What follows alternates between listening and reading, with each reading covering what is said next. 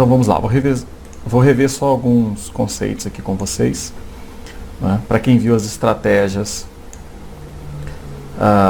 primeiramente numa prova como essa, você pode observar que você não tem título. Então, como você não tem título, pode ficar um pouco mais complicado para você fazer previsões. Ok? Então você pode começar pelas questões e fazer skimming das questões, ok? Rapidamente, do início ao fim, para que você tenha uma ideia geral e possa fazer especulações sobre o conteúdo do texto, ok? Em seguida, o próximo passo é literalmente skimming do texto do início ao fim, sem interrupções, ok? Sem pensar demais. Se você parar para pensar demais, analisar demais, você já está deixando de fazer skimming, ok? Aí você já está fazendo um reading for detail, uma leitura detalhada.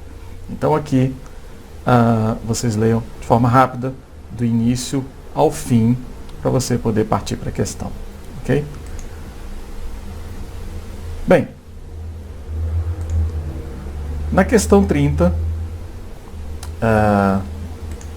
essa não é de certo ou errado, né? Nós temos que marcar a opção correta. E aqui nós temos a linha, né, indicada, então isso facilita mais o trabalho e acaba exigindo um pouco menos, né, quando isso acontece, das nossas estratégias de leitura. Mas eu diria que ainda assim, mesmo quando você tem a linha indicada, né, você, o simples ato de você correr os olhos aqui no texto, né, buscando a palavra, já seria scanning, né, que é o mesmo que acontece, por exemplo, quando você está no dicionário. Você corre os olhos ali do topo, né, no canto da página, até encontrar a palavra que você está procurando. Bem, essa primeira questão que foi anulada era uma questão de interpretação de texto, né, mas agora essa segunda é basicamente uma questão de vocabulário, né. Então nós temos primeiro aqui the expression consumer binge na linha 35 is used as an antonym for the expression reckless consumption.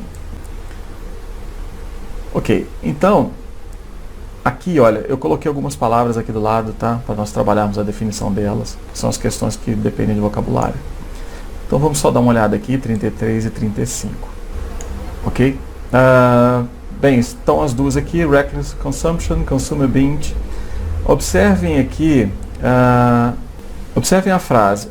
Many economists argue that reckless consumption, driven by easy credit, helped fuel financial crisis. Environmentalists agree that the same consumer binge drove up environmental debt. Okay? Então, aqui você pode observar que ele usa o termo the same, então ele está se referindo ao termo ali em cima. Okay? Então, eles não são, de fato, utilizados como antônimo, né? É exatamente o termo aqui de baixo se referindo ao termo aqui de cima. Uma estratégia utilizada pelo autor para evitar a repetição do termo. Tá? Aqui, eu anotei as duas, que talvez sejam as palavras que tenham a maior margem para dúvida. Ok? Que é binge e reckless. Então, nós temos a definição das duas aqui, olha. Então, a primeira, binge, an occasion when an activity is done in an extreme way, especially eating, drinking or spending money. Então, observe essa definição aqui. Algo é feito de forma extrema, especialmente, né, com comida e bebida, né, ou gasto de dinheiro. Então, você imagina aquela coisa desenfreada, ok?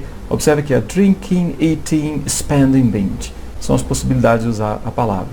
Então, consumer binge, né, é o consumo desenfreado. Ok? Observem essa próxima frase, ela é interessante. He went on a 5-day drinking binge. Ok? Então, aquela coisa sem controle, desenfreada. E a próxima aqui, reckless consumption. A primeira, observem que ela é um substantivo, né, e a segunda é um adjetivo que está classificando consumption. Então, reckless, doing something dangerous and not worrying about the risks and the possible results. He was found guilty of reckless driving. Tá vendo? Algo perigoso, descuidado. Ok?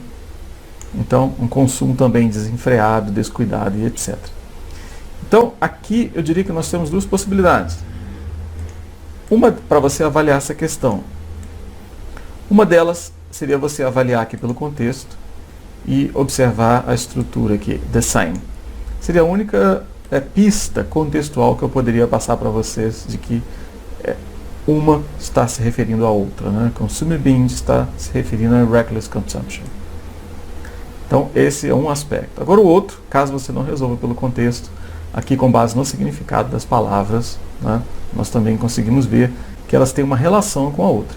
Lembrem lá na primeira aula, na segunda aula eu falei muito disso também, nós temos termos que são correlatos, né?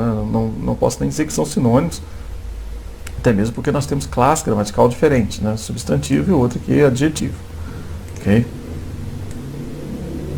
Bem, então, o problema aqui do item A, né, da alternativa A, que ela não é um antônimo. Está fazendo as duas expressões, né, uma se refere à outra.